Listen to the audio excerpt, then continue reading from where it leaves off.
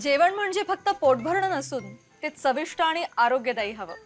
म्हणूनच साई जीवन cold pressed oil बनवलंय सर्वोत्तम शेंगदाण्यांपासून। ना केमिकल्स ना उष्णता, झिरो कोलेस्ट्रॉल आणि ट्रान्स फॅट फ्री।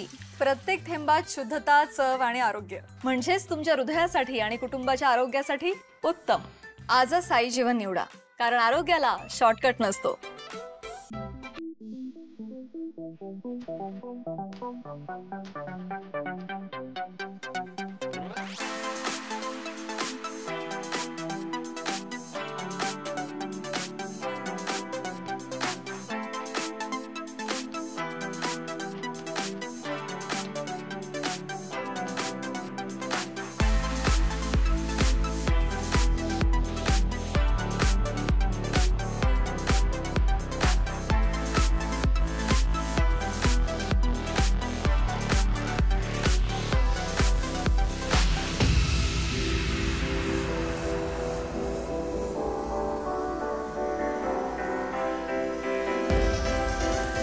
एक्कावन्न हजार पंत्या आणि आकर्षक रांगोळ्यांनी पंचगंगा घाटावर रंगला दीपोत्सव सोहळा।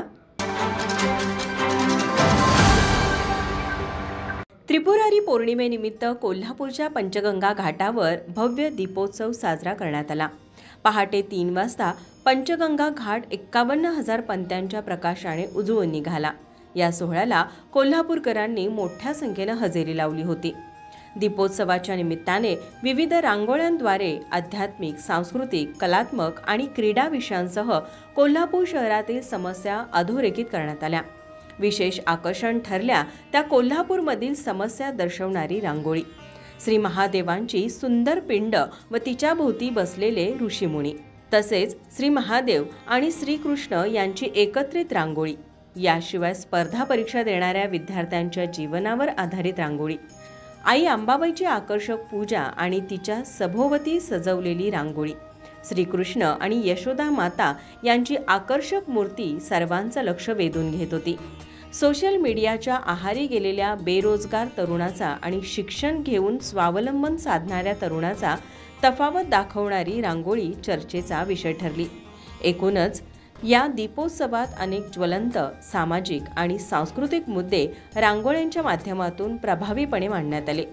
एकंदरीतच हा दीपोत्सव सोहळा कोल्हापूरकरांच्या डोळ्याचं पारणं फेडणारा ठरला।